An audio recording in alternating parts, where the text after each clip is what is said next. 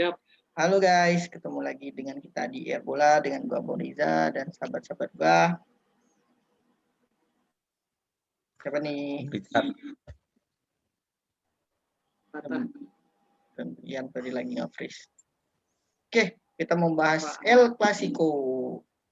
El Clasico dari siapa nih? Mau bahas duluan nih El Clasico nih. Gua sih sebenarnya dulu fansnya Barca ya, cuman kecintaan gua lebih cinta sama MU lah daripada Barca. Sebenarnya gue nggak terlalu suka Barca tuh karena Messi-nya sih dulu. Terlalu Messi dan Messi itu. Jadi lama-lama Messi. Udah, lu nggak suka Barca gara-gara itu doang? Iya.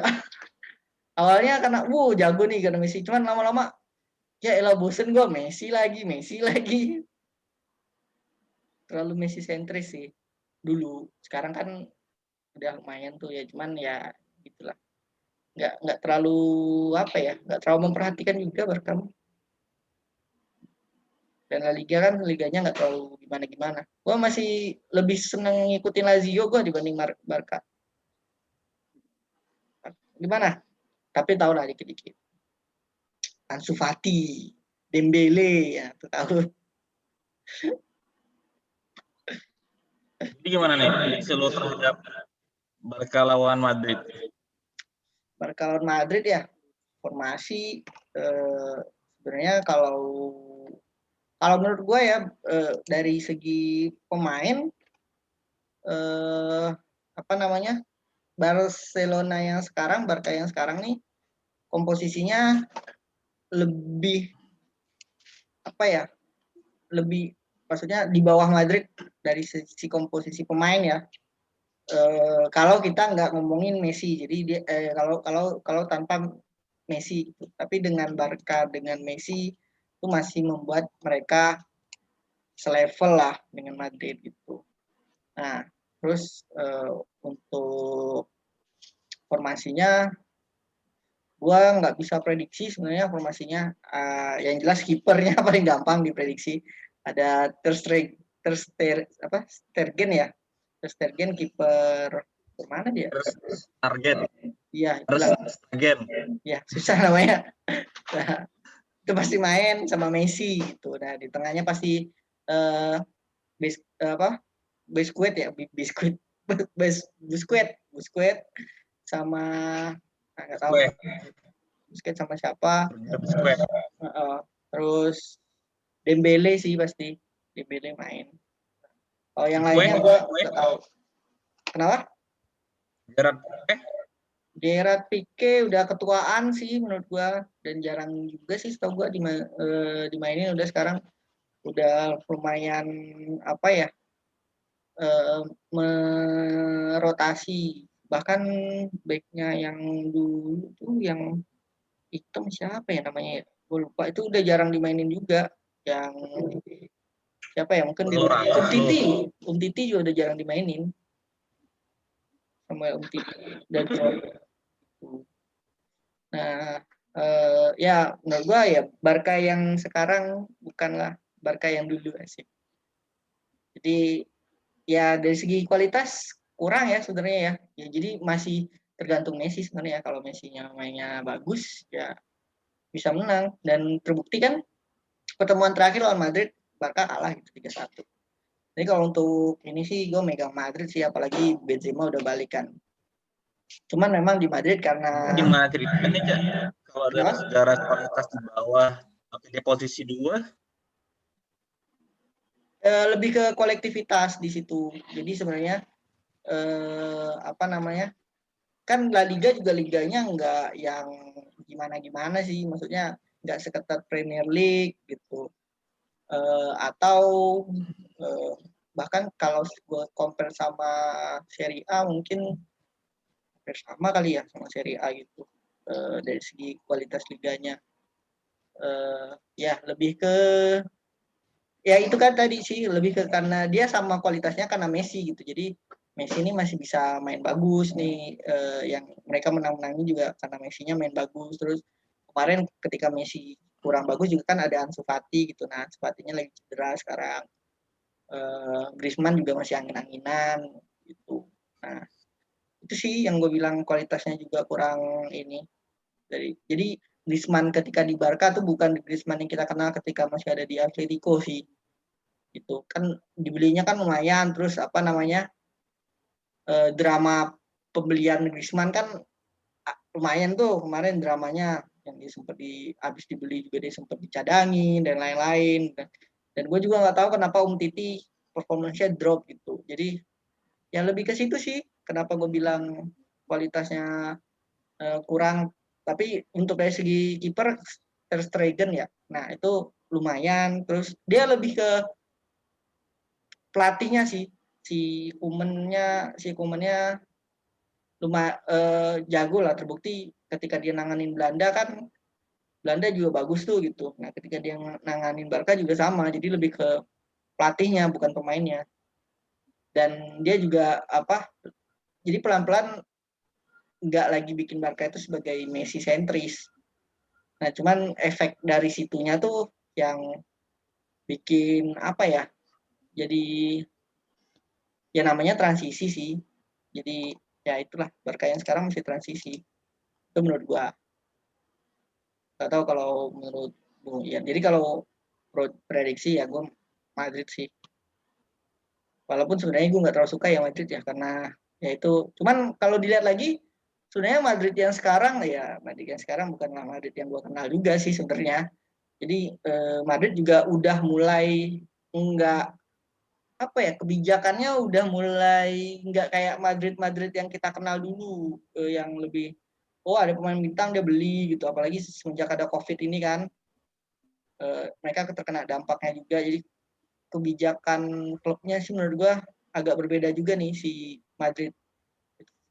Dan Barcelona juga yang seperti kita ingat banyak skandal juga yang kemarin. Terus pas presiden lamanya juga yang bikin hancur kan katanya si siapa sih Bartomeu. Nah sekarang dipegang lagi sama presidennya yang kemarin apa sih Laporta ya.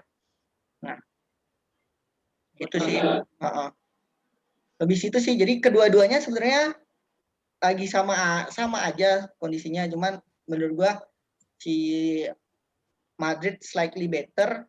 Dan dia gue ngelihat Madrid juga sebenarnya bukan Madrid yang kayak dulu yang jor-joran beli pemain yang mikir-mikir juga. Semenjak COVID ini juga kan stadion juga itu, terus mungkin jersey dan lain-lain juga mereka nggak terlalu banyak karena setahu gue mereka juga termasuk tim yang finansialnya kena dampak COVID sih Madrid ini gitu. Itu sih jadi summary-nya ya gue jagoin Madrid menang ya. Dengan analisa kemarin juga leg pertama menang tuh Madrid ya, ketika leg pertama juga kan yang ngegolin Ansu Fati. Makanya Ansu Fati ini lagi cedera juga, jadi murni ngandalin Dembele lah, sama kalau Messi lagi on fire. Dan ya makanya sebenarnya kalau Dembele, Messi sama Griezmann lagi on fire mungkin bisa menang gitu. Nah cuman gue pesimistis sih. Jadi harusnya lebih ke taktiknya si Koeman sih kalau mau menang. Cuman kalau kita bicara taktik menurut gue harusnya si Zidane juga udah bisa antisipasi. Cuman memang balik lagi karena si Madrid akan ketemu lagi sama siapa namanya tuh Liverpool, mainnya di Anfield. Si Ipul mainnya juga di Anfield. Jadi itu aja sih pembedanya. Barca nggak masuk kan ya? Barca nggak main di CL lagi kan ya? Udah gugur kan ya? Gue lupa. Gugur kan lawan PSG. Lawan PSG kan. Nah, makanya lebih ke situ aja sih. Jadi Barca ya bisa lebih bermain lepas aja. Asal mereka nggak terlalu mikirin ini ya, klasemen ya. Jadi cuman mereka, ini La Liga mereka harus menang gitu. Advantage-nya Barca di situ sih, cuman menurut gue tetap Madrid. Dah intinya begitu. Gimana kalau Bung Richard sama Bung Ian? Tapi kalau menurut gue yang sekarang malah lebih tersentuh ke Messi daripada Barca yang dulu. Karena benar-benar yang mengontrol bola yang sekarang Messi. Karena tengahnya juga belum ada yang bagus Xavi dan Iniesta. Dan depannya juga belum ada yang setajam Suarez atau siapa sih dulu? Ya Messi. Dulu yang golin Messi. Suarez sama Messi. Iya, Suarez sama Messi ya. Iya, sama Jadi Neymar. sekarang malah lebih ke tersentral ke Messi semua sih kalau menurut gue sekarang ya. Nah, masalahnya tuh ada di tengahnya sih. Gue apa sih pemain Barca yang sekarang? Karena banyak yang baru untuk yang sekarang tuh, kecuali depannya. Dan berita yang paling mengejutkan datangan Koeman adalah dia mengembalikan posisi baik pemain-pemain sebelumnya. Itu sih makanya kenapa sekarang Barca jadi lebih kuat karena mengembalikan posisi favoritnya lah dari si pemain tersebut gitu. Yang gue tahu ya. Gitu. Kalau dari segi kenapa jauh katanya lebih bagus Barca mungkin karena pemain muda si Barca lebih banyak dimainkan daripada di Madrid ya. Itu yang kita tahu karena pemain-pemain mudanya juga banyak yang menonjol daripada pemain-pemain tuanya kayak sekarang kita Pique, Sergio Busquets juga dampaknya itu bertahan ya daripada ke penyerangan ya. Kalau sekarang kalau dulu sih bertahan ya. Sekarang ya. Buat Sergio Busquets itu bertahan daripada ke nyerang dan lebih dulu tuh lebih tersentral di tengah daripada ke depan. Kenapa sekarang ke tengah? Karena yang banyak memainkan bola tengah. Jadi pas depan udah mereka justru lebih bebas gitu loh. Lebih bebas untuk melakukan passing, untuk melakukan shooting gitu sih. Dulu ya. Kalau sekarang nggak tahu gak. Malah kebalikan daripada yang dulu sih. Sekarang malah lebih terbebani daripada yang tengahnya, justru tengahnya lebih bebas mainnya. Dan kalau di atas kertas, gue lebih megang Barca daripada Madrid karena itu Madrid harus melawan Liverpool sebelum dan setelahnya itu karena itu Liverpool walaupun kemarin menang cuman tidak bisa dipungkiri bakalan perlawan dari Liverpool untuk next match-nya. Dan Madrid juga masih menggunakan pemain-pemain yang sudah terlampau tua ya untuk pemain. Jadi di atas kertas kalau seandainya pemain mudanya dimainkan, gue lebih milih yang juara gitu. Juara. Jadi pemenang di next Clasico nanti. Itu dari gue gimana Bung Ian? Iya. Kalau dari gue sih ini Barcelona sebenarnya lagi ini performanya lagi bagus banget. 5 pertandingan terakhir mereka menang. Sekarang selisih tinggal 1 poinnya sama Atletico. Terus yang jadi momentum, setuju sih. Emang Barcelona masa sekarang ini lagi masa transisi. Tapi kalau menurut gue sih udah main mapan tuh transisinya tuh. Jadi memang pas awal musim, pas Koeman baru datang itu memang dia lagi nyari-nyari pemain barunya Pedri. Nah itu hasil belum bagus gitu ya. Yang jadi momentum yang pertama pas pergantian presiden, karena yang kita tahu kata Bung Rija tadi emang Barcelona ada masalah internal sama presidennya yang lama, jadi lagi ini masalahnya sama pemain bintangnya gitu, Lionel Messi gitu ya. Pas pergantian presiden itu jadi momentum sebenarnya gitu ya, jadi momentum Barcelona ngebangun semangat tim lagi. Terus yang kedua gitu, itu udah beda banget antara leg pertama lawan PSG sama leg kedua pas lawan PSG gitu. Dan ternyata dari leg kedua lawan PSG gitu berimbas gitu. Mereka menang terus. Jadi 5 pertandingan terakhir menang terus. Ini buah dari formasi yang udah pakemnya, mereka mengubah formasi dari 4-3-3 ke 4-2-1-2. Sekarang mereka pakai formasi 3-4-3. Jadi pakai 3 back, terus 4 pemain tengah di mana 2 sayapnya itu back sayap gitu ya. Terus 3 penyerang. Pakemnya Barcelona seperti biasa ada Messi, Dembele sama Griezmann gitu ya. Yang kalau misalnya gua analisa sih dari pertandingan-pertandingan mereka, kenapa mereka bisa menang di 5 pertandingan itu tuh ini sayap ini nih si Jordi Alba sama Sergio Des gitu. Mereka tuh ini apa bisa mencetak gol gitu. Jadi apalagi di pekan kemarin menang 1-0 sebelum gitu ya, mereka bisa skor besar. 2 back sayap ini nyetak gol gitu, si Sergio Des bisa nyetak 2 gol, si Jordi Alba bisa nyetak 1 gol gitu. Jadinya udah ketemu nih sebenarnya pakem formasi Barcelona yang diinginin sama Koeman gitu, 3-4-3 gitu. Nah, emang sih nggak bisa kita pungkiri masih bergantung banget sama Messi gitu ya. Masih bergantung banget sama Messi. Tapi di sini jadi lebih banyak opsi gitu, lebih banyak opsi mencetak gol dari Barcelona, nggak hanya ngandelin Messi, tapi bisa juga lewat back sayapnya gitu, bisa lewat back sayapnya. Gua pertandingan El Clasico ini, gua sih jagoin Barcelona. Yang pertama lebih ke Messi-nya sih, Messi itu hampir selalu bagus gitu ya kalau main di El Clasico. Ya mungkin entah itu atmosfernya, entah itu ada motivasi lebih, tapi dia hampir selalu ini sih nyulitin Madrid. Yang ketiga itu ini faktor back-nya, back tengah Madrid. Varane kayaknya masih meragukan tampil karena dia positif COVID. Ramos juga masih pemulihan cedera, walaupun sebenarnya udah tapi belum fit banget tuh ya. Memang sih kemarin kita ngelihat pas lawan Liverpool, lihat back tengahnya Militao sama si Nacho itu bagus mainnya gitu ya. Tapi lagi-lagi ini mereka harus pecah konsentrasi ke UCL gitu nanti tengah pekan gitu. Dan di sisi lain mereka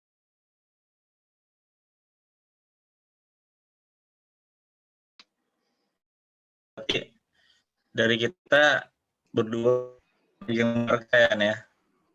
iya. Dari Bung Rija dengan feeling lagi seperti biasa Bung Rija. Net gua nih nggak tahu kenapa lagi jelek. Boleh. Yo. Posisi duduk lu kali salah. Tahu nih kadang-kadang suka begini. Ya, itulah. Mungkin dari gue gitu aja cukup. Skor gimana nih Yan? Kira Yan? Skor bisa 2-0 lah ya. Kalau gue Bisa, gue bisa 2-0. Nah, karena masih ada Benzema itu yang Benzema nggak mungkin tinggal dia.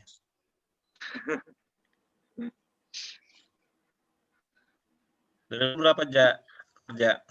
2-0. Masih. Iya, Madrid masih Madrid. Madrid sih menurut gue.